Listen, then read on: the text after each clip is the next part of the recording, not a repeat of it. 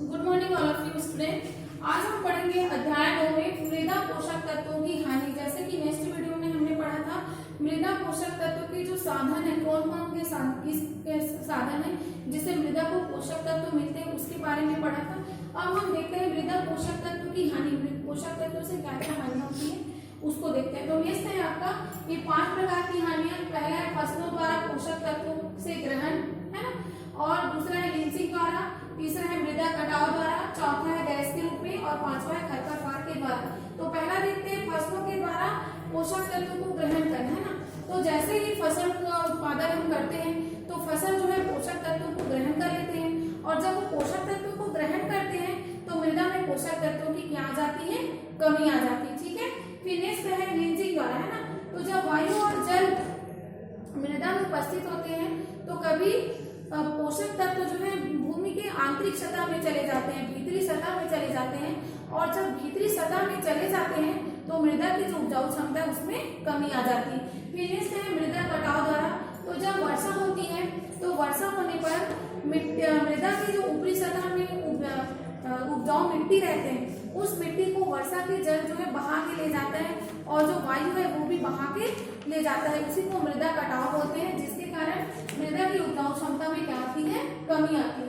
फिर नेक्स्ट है गैस के रूप में। तो देखिए मिट्टी में जो उपस्थित रहता है नाइट्रोजन गैस, जिसको जीवाणु के द्वारा स्थिर किया जाता है, तो वो जो नाइट्रोजन गैस है वो वायुमंडल में चला जाता है, और वायुमंडल में चले जाने के कारण मृदा के पोषक तत्वों में कमी आ जाती है। फिर नेक्स्ट है खरपतवार के द्वारा। तो बच्चों जब हम फसल उत्पादन करते हैं, फसल लगाते हैं, तो फसलों के साथ साथ कुछ खरपतवार भी उग जाते हैं फसल में, और जब पौधों के लिए जो पोषक तत्व दिया जाता है तो उन पोषक तत्वों को वो भी ग्रहण कर लेते हैं, और जब वो भी ग्रहण कर लेते हैं तो जो मेन हमारा जो प्लांट रहता है ना, उसके लिए पोषक तत्वों की क्या हो जाती है, कमी हो जाती है। तो इस तरह से आज मैंने आप लोग को बताया मृदा पोषक तत्व से होने वाली हानियों को। ठीक है, अब कुछ वैज्ञानिकों ने सर्च किया कि मृदा की उपजाऊ क्षमता को कैसे बरकरार रखा जाए, उसको कैसे बना के रखा जाए। तो उन्होंने कुछ तत्वों के, कुछ पदार्थों का नाम बताया जिसके द्वारा पोषक तत्वों में वृद्धि होती है। तो देखिए पहला खाद, है ना। खाद जो है एक, जैसे कि खाद जो है 3-4 प्रकार के होते हैं, गोबर खाद, कंपोस्ट खाद और हरी खाद।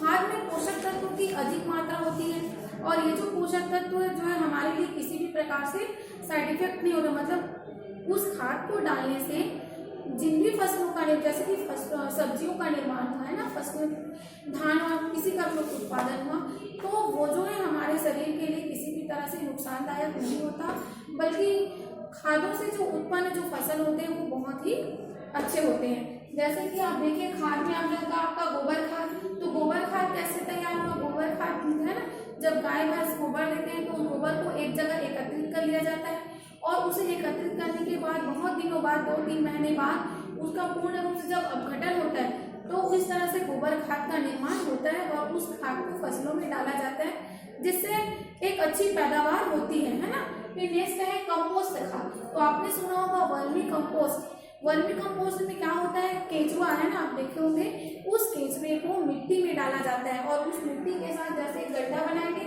इस गड्ढे में कुछ पौधों की पत्तियां होंगी, है ना, और उन पत्तियों को भूसा इन सभी को केंचुए के साथ मिट्टी में डाल दिया जाता है और उसको ढक दिया जाता है। फिर 6-7 महीने बाद जब इसमें हर 2-3 दिन में पानी डालते हैं ऊपर से, और जब 6-7 महीने बाद जब इसको देखा जाता है तो इसमें कंपोस्ट खाद निर्मित हो जाता है, वर्मी कंपोस्ट खाद। तो इस वर्मी कंपोस्ट खाद का उपयोग फसलों में किया जाता है, जिससे फसल की अच्छी पैदावार होती है, मार्केट में ये उपलब्ध रहता है ना।